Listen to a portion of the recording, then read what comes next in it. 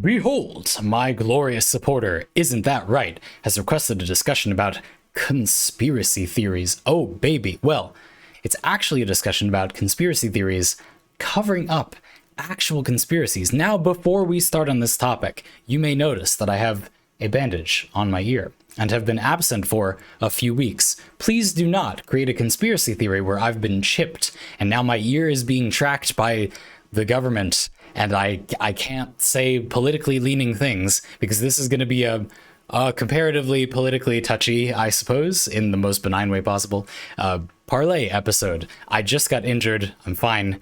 I got some back surgery recently as well. I've just had injuries. Everything is fine. There's no conspiracy. This is a conspiratorial video, so let's put that back. This is going to be such an anti-conspiracy theory video. So anyway, Isn't That Right asks, Zandy, it has come to our attention that the concept of conspiracy theories is a conspiracy to cover up the fact that there are no conspiracy theories. It's all actual conspiracies. What do you have to say on this topic? Well, surprising you, maybe a lot. First, I'd like to draw a distinction between conspiracy theories and inflated concerns is what I'm going to call them. I don't really have a great name for this thing. Let me give you two examples. Maybe some people are also not as familiar with conspiracy theories, so we'll just do a few, okay? The first thing I'm going to talk about is the idea of chemtrails. If you're not familiar, this is the idea that planes flying over our heads are spewing chemicals, drugs that are hypnotizing us into servitude to the capitalist government, or something more benign like just poisoning us. And this kind of, it might not be the healthiest thing in the world for there to be a, I guess, fossil fuel burning thing flying over our heads, sure, but obviously they're not deliberately spraying chemicals down. And the simple logic that assures you that that's not the case is, do people in power with lots of money and influence walk outside under where airplanes fly? Yes, they do. So would it make much sense for those people to be poisoning, also themselves by doing that? No, it wouldn't, would it? No, that makes no sense. Moving right along, that's not a real thing, but a very good example, I think, of a simple, pretty easy to understand, obviously not true conspiracy theory. There's basically zero chance that that's true. Never say never, I guess, but it's a conspiracy theory. And then we have this other thing that I'm going to call, again, like an inflated concern. I'm going to use anti-vax sentiment, anti-vaxxers as my example. So this is the idea, again, if you're not familiar, you probably are, considering the time that it is right now. This is the idea that vaccines are really actively bad for you, consistently, primarily, actively bad for you. They're very dangerous. That's the idea. And you shouldn't get them. Something bad will happen if you get them. No, it won't. However, it is true that vaccines consistently have some very minor, harmless negative effects. And so anti-vaxxing can be viewed, we'll get back to that in a second, as being kind of an inflated concern. There is a legitimate concern. It's just being blown hilariously out of proportion. And there are some people who might have a medical thing where they need to be worried about getting vaccinated or their child getting vaccinated, but those people should be the biggest proponents of vaccines of all, so that them or their child or whatever can gain herd immunity from everyone else getting vaccinated. Yet there are people who have a political opinion, it seems, somehow. I don't know how you'd have a political opinion on science that is just a fact that is wrong or right, but people do, and say that you shouldn't get vaccinated. Now, that's what I said when I said we're going to come back to this. These issues, chemtrails, anti-vaxxing is a better example of this. A lot of the time, conspiracy theories, conspiracies, or these kind of inflated concerns, kind of a type of conspiracy theory, are politically grounded. They're grounded in this idea that it's like prejudice in general, for example, comes from insecurity. It comes from people projecting, externalizing their insecurities, their immaturity, and imposing them on other people. And a lot of people who are anti-vaxxers are not coincidentally at all also against abortion, for example. It's almost like you're just controlling what other people are doing with their bodies, and you have an insecurity about that. It doesn't really have anything to do with you actually being concerned for your own health. A lot of people who have a strong opinion about abortion are not people who are going to get pregnant. That's interesting. Why would you have such an opinion? It's almost like you're just really insecure. Anyway, moving on, right? there is a certain way in which it's a kind of politically grounded idea. And it's a very real phenomenon that I think it's helpful, important, useful to be aware of, that politically minded people, or people who would word their toxic ideas as being political, which is a common thing to do, will kind of latch on to this fear that people have and blow it up, inflate it. And what you'll find if you dig into people that say they believe or think one of these conspiracy theories or inflated concerns, what you're going to find is that there's a split of people who really believe it, mostly because they're afraid, and people who know it's not really true and are there to manipulate people for their own perceived purposes or whatever. We're not going to get into that too much. I just think that's kind of helpful to know when people say that something is not real or a conspiracy theory. I think the most helpful thing to do is think, why? Why would someone want people to believe that? What would they perceive as being the benefit of doing that? Let me logic out that thing, because I think a lot of people on the surface think, there's no detriment to avoiding vaccines or something. It would just make sense. People are trying to do people a favor by spreading the news that it's dangerous or something. And you got to think to yourself, what would the benefit be of a society or a government just killing everyone with magical science poison? No, that wouldn't benefit anyone. There's no benefit. It's obviously not actually a risk, right?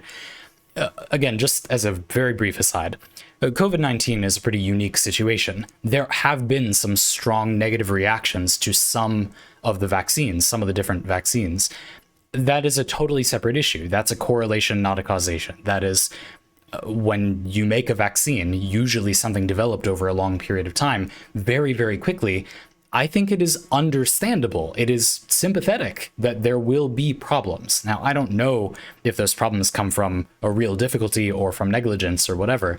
It doesn't really matter. The point is, it's not a conspiracy. It's a mistake. It's an unfortunate accident. You should be sympathetic to the people who had a negative experience from that, not suspicious of the very concept, because that just doesn't make sense. It's better to just calm down and think about, why would somebody do this? There's no reason anyone would do this, so there's nothing to worry about at the end of the day. Anyway, getting back to kind of the fun part, now that we've talked a bit about conspiracies, conspiracy theories, and also importantly, before we have fun joking about conspiracies for a little while longer, it meant a lot to me. It was important to me when making this video to clarify and give audience members who might not be as familiar with this the tools to understand that it's not real. There isn't like really a conspiracy, and that's why you don't have to just take someone's word for it. That's a very conspiratorial way of thinking. No, you should just logically think about it and then come to the comfortable understanding and surety that indeed there's probably nothing here, right? At the same time, conspiracies have this weird secret little power where very intelligent, responsible, logical people tend to have this belief, which I know a lot of us do, you and I both are being included in this, where it's kind of irresponsible to say that you know something isn't true, that like for sure, Most of us are not scientists. We don't know personally, because of our own experimentation, we don't know much of anything, right? There's reasonable doubt, right? There's an Occam's razor approach, etc. But we don't really know absolutely for sure. And so for somebody like me, at the same time as I have absolutely no doubt that when an airplane flies over me, there's not a shower of chemicals coming down to change my hormone production or some, I don't know. I don't understand chemtrails as a theory at all. It just seems bonkers to me. But anyway, whatever they think is happening to me, I'm not being poisoned or mutated or something. As much as I am totally comfortable, very confident, would say that I know that if you pressed me with a gun held to my head, I would not claim to be sure that I know that, right? I wouldn't say I'm 100% sure. I would say it's irresponsible not to note that I don't know that that's not the case. It just doesn't make any sense, Or I would even go so far as to say, if it is the case, I would be more inclined to believe it's a mistake or villainy rather than an intentional conspiracy by people that normally appear to be acting in at least some reasonable portion of the population's best interest. It's not likely to be the government or something, right? That maybe there are terrorists poisoning the airline fuel or something, I guess, like maybe, but that's not really what chemtrails as a conspiracy theory claim, right? However, having said all of that, we will now briefly touch on some conspiracy theories that, they might be masking actual conspiracies. For example, things like Area 51, the Bermuda Triangle. Here's what I think about these. I don't think that there's some kind of deep government conspiracy occurring in those places. What does seem, I don't know if likely is the right word, but what I would, if I was a betting man, might put some money on is the idea that, okay, the Bermuda Triangle is known for being a place where a lot of people disappear or have some weird circumstance, right? Now you're on a boat. You're traveling around to islands in the ocean. That is a bit of an adventure. Weird things happen when you do that. It's not like that out of the ordinary. There is going to be a memory bias, a storytelling bias, a meme competitiveness, an X factor added to a weird story that happens in or near the Bermuda Triangle because it's near that thing that is the known place where weird stuff happens, right? People are going to tell those stories more. It's going to seem like more weird things happen there, even if there aren't more weird things happening there. However, as soon as that is the case in our society, you, a hitman for a mafia, needing to take care of someone, there are worse places to dump a body because people are expecting that people will disappear in the Bermuda Triangle. It's this place shrouded with mystery where people just vanish.